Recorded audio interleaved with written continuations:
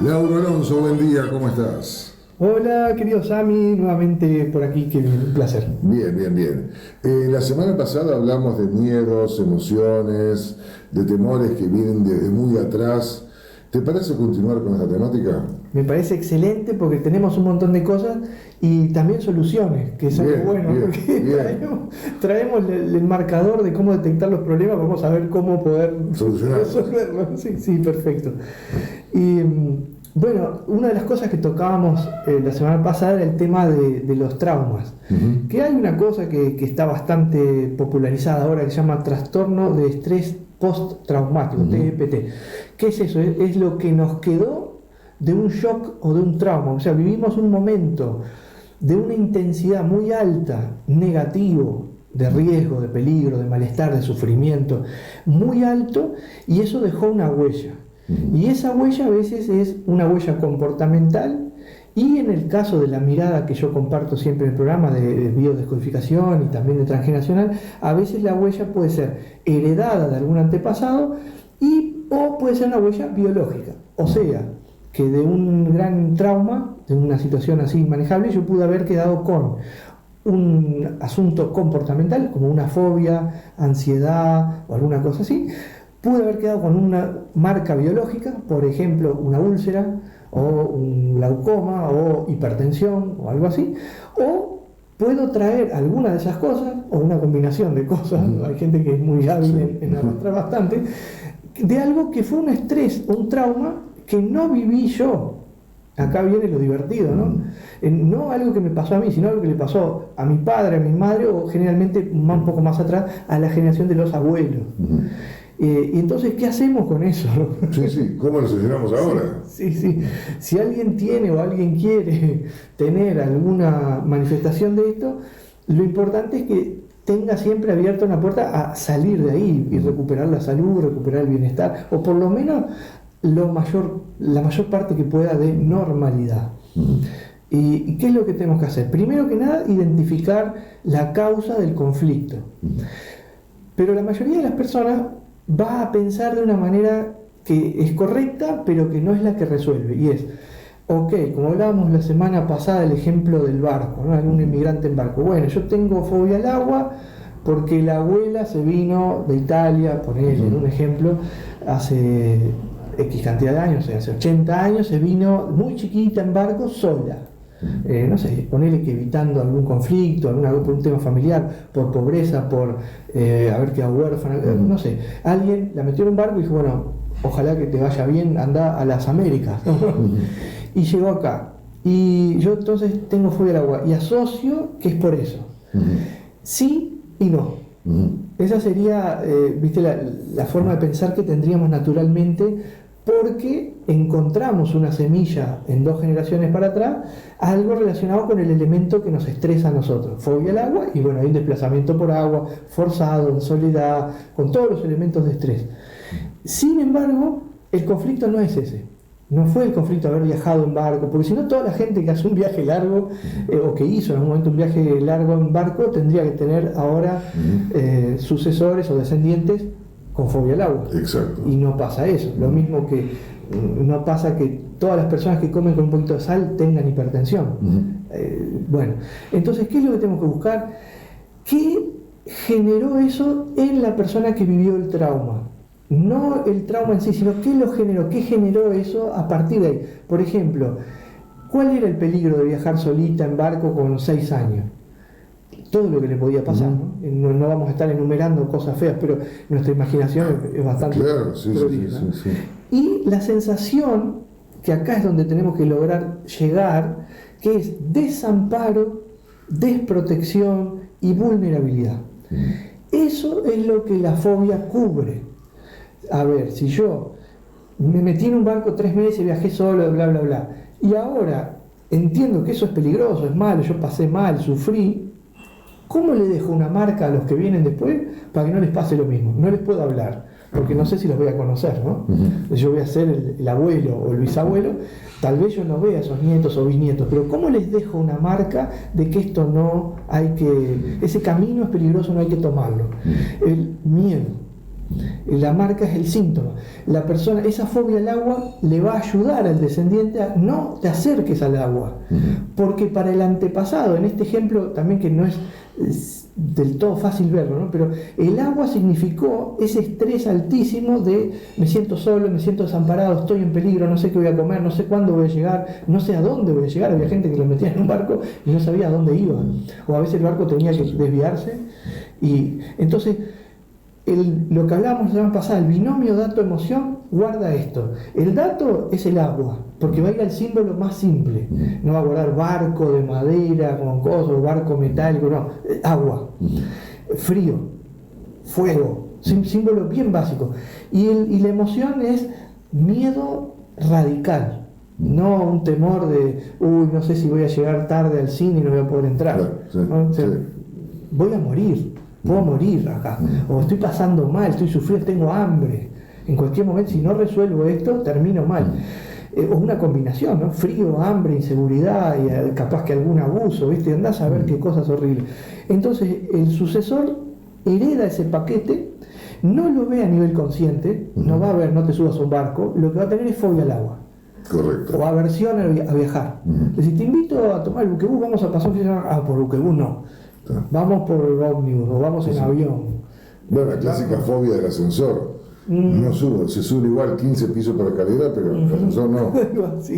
Sí, la condena a la gimnasia forzada, ¿no? Bueno, mirá qué interesante. El ascensor, la claustrofobia en realidad en general, porque casi siempre el tema del ascensor, está el miedo de que se corte, que se caiga, que hoy por hoy ya no pasa eso, ¿no? Tienen sistema de seguridad.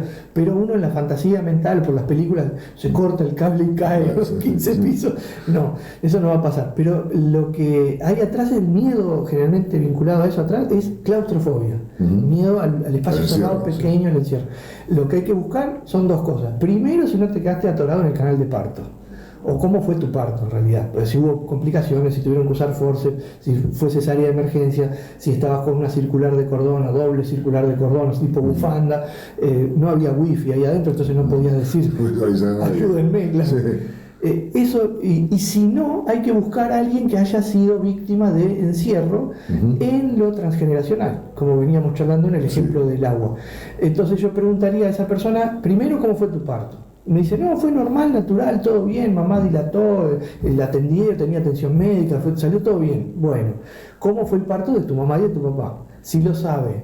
Si no lo sabe, o si me dijo que estaba todo bien, que la familia viene exitosamente, vienen todos dando a luz sin problema, digo, bueno, ¿hubo alguien que haya sido preso o víctima de encierro, privado de libertad, secuestrado, no sé, algo donde justifique el binomio dato-emoción, donde el dato es el claustro y la emoción es la muerte, el miedo, el sufrimiento? Por lo tanto, yo tengo aversión o fobia y que, bueno, se va a manifestar como claustrofobia. Fobia al claustro. Te cuento una, más bien te consulto, eso es como material de consulta de una cosa que me pasó hace pocos días con un conocido, con un amigo, y que a mucha gente le pasa, y por eso quiero saber tu opinión. Amigos, esto no está preparado, esto surge ahora. Esto surge ahora. No, porque el caso de una persona que no fue invitada a una reunión de gente conocida y se sintió muy mal, y a mí me vino a hablar mal, en términos feos, groseros, de la persona que convocó, que a él no lo llamó. Entonces yo, la respuesta que le di, bueno, no te llamó, se olvidó, se le pasó, entre la preparación del evento, ponerle que no saltó tu nombre, o dijo, lo llamo mañana y no te llamo nunca. Puede pasar. Sí, o tal vez llamó y no te encontró. ¿Qué sé yo? No tenés que calentarte por eso, porque el que está en falta o en error vendría a ser el otro, si es que es un error, y aparte, bueno, no te llamó. Ya está, no es para que estés enojado, ni contigo, ni con él, ni con nada. Puede pasar, no te llamó, no te avisaron, por ahí le delegó esa tarea a otro y no te llamó, y el otro no te llamó, qué sé yo, pueden pasar mil cosas. Lo que yo haría para sacarte esta bronca de encima sería llamarlo a él y decir, flaco, te olvidaste de mí, pero en tono amistoso, o decir, loco, mirá, sé que se reunieron, por ahí no me llegó la invitación, que me llega con frecuencia a mí también, y por eso olvidaron, no pasa nada, vamos arriba, contame cómo anduvo. Y ya está. Sí. No sé, me parece. pero este muchacho estaba muy mal, muy bajoneado, muy porque no lo llamaron o porque se olvidaron de él, como quien dice, ¿no? Sí. Bueno, tenemos una mirada interesante para aportar. No, nadie es dueño de la verdad, así que este tipo de cosas normalmente en un ámbito terapéutico se abren para ver realmente qué fue lo que se movió. Pero a mí esto me huele a un gatillo que es bastante conocido, que es justamente, casi siempre cuando a nosotros algo nos duele mucho, nos molesta mucho, más allá de que podemos tener razón, a lo mejor amerita, pero si nos dolió mucho, nos molestó mucho y no pudimos reaccionar, como tú dijiste, de una manera más fluida, más distendida, ¿no? Es porque casi siempre está conectando con un dolor que ya nosotros tenemos. Es como una herida que ya estaba abierta, estábamos esperando que cicatrizara de alguna manera. Sí, le echó un chorrito de sal a la herida este muchacho. Sí, alguien apretó un limón. Un limón ahí, justo. En la mesa de al lado y nos cayó una gotita, ¿no? Y bueno, eso pasa. Y tocó una herida, pero no puede tocar algo que no existe. Entonces, si existe la herida, hay que buscarla. Es probable que, no sé si es el caso de esta persona, pero es probable que haya tocado una herida justamente de abandono o de desconsideración, o lo que en el ámbito sistémico, transgeneracional y sistémico, o sea, nosotros vemos el sistema familiar como una unidad, por eso se llama así, llamamos exclusión, que es cuando alguien es separado de un sistema, apartado, o se pretende olvidar o borrar. Viste que el famoso tío del que no se habla porque le hizo una mala jugada a alguien, o el padre no sé quién. Que a veces no es cierto, y lo vivimos durante 50 años. Exacto. Y después nos enteramos que el tío no era tan malo. Exacto, brillante, porque ese es el tema del nudo de exclusión, que no siempre, o sea, el nudo de exclusión muchas veces se constituyó por la mirada de alguien, no por un consenso equitativo, igualitario, de entendimiento profundo. Muchas veces es, no, el fulano me engañó a mí, así que ya está. Y eso es lo que le pasó a este amigo, ¿no? Probablemente tocó una herida donde alguien de su sistema, a lo mejor ni siquiera él, puede que esa sea la herida o el estrés traumático fuerte de su papá, de su mamá, a alguien que fue abandonado, excluido, desconsiderado, no tenido en cuenta. Claro. Y le tocó justo a él, y le tocó una circunstancia tal que la sintió 10 veces peor de lo que era. Exacto, porque la herida del trastorno de estrés postraumático hace que se magnifique cuando vuelve a aparecer. Es como, pues ya está la herida abierta. Si a ti te cae una gotita de limón en la piel sana, no te hace nada, pero te incomoda, si sabes, me salpicó, no pasa nada. Y si tenés una pequeña herida que ya está cicatrizada prácticamente, vas a sentir un leve ardor, pero apenas incómodo. Pero si tenés... Ahí le ardió hasta el alma, porque estaba la herida súper abierta seguramente. Evidentemente es un dolor personal y o sistémico grande, donde el abandono o el no tener a alguien en cuenta o excluir a alguien es algo fuerte, y bueno, eso fue lo que vivió. Así que, amigos, entonces, si los excluyen de algo, voluntaria o involuntariamente, que debe ser la mayoría de los casos, no se pongan mal, no se preocupen. Seguramente, si se preocupan mucho es por otra cosa, no es por esto no daba para tanto, y puede pasar, o que se olvidaron de mandarte el mensaje, o que no viste el mensaje, o que se lo delegaron a otro y no lo mandó. No es para enojarse, no es para ponerse mal. Y bueno, te lo perdiste, pero me refiero a llamar a la persona y hacerle notar, che, vos sabés que me pasó que yo pensé que me iban a llamar, no me llaman, no sé, como quieras encararlo, tampoco quedársela adentro, ¿no? La bronquita. O sea, si podés diluirla solo, como diciendo, bueno, te vas a olvidar otra cosa, la vida continúa, tengo mil cosas para hacer, listo, ya terminó. O si te la vas a quedar adentro mal, mejor ir a hablar del tema y decir, ¿no? Porque por ahí la respuesta es más, o sea, es más light de lo que uno espera.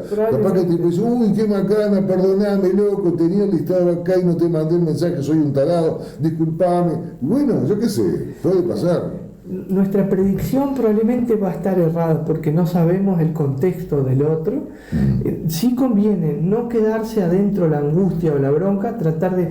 Yo sugeriría esto, que no es consejo porque no se puede dar consejo, pero es una idea.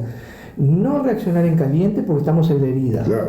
Dejar que se desinflame un poquito y después sí, desde un lugar más o menos en equilibrio, en calma, sí ejercer la comunicación para limpiar eso, porque si no quedan como rencores guardados que después con el tiempo se acumulan y explotan por cualquier pavada. Exacto, que queda para siempre, correcto. Y aprovechar también una tercera fase de esto, aprovechar ese conflicto para aprender sobre nosotros mismos y decir, ¿qué hay en mí o en mi historia personal o familiar que esto me dolió tanto? Claro, exactamente. Más allá de las circunstancias, a Y ver, de repente de vuelta arreglamos otro conflicto. claro, seguramente, y no va a volver a suceder, porque si no se va a seguir repitiendo, probablemente ese escenario se va a reproducir. Pero digo, sin quitarle responsabilidad al fallo o al conflicto con el otro, porque a lo mejor en esa circunstancia tiene una importancia, tal vez la tiene, pero no tampoco volcarle una singularidad que no le es propia, que es algo mío. Exactamente. Entonces, aprender a mover las cosas en su contexto, que es lo más difícil, ¿no? Es un aprendizaje de vida muy complejo. Tal cual. Laura Alonso, ¿la seguimos el domingo? Encantado. Buen domingo para ti entonces. Igualmente.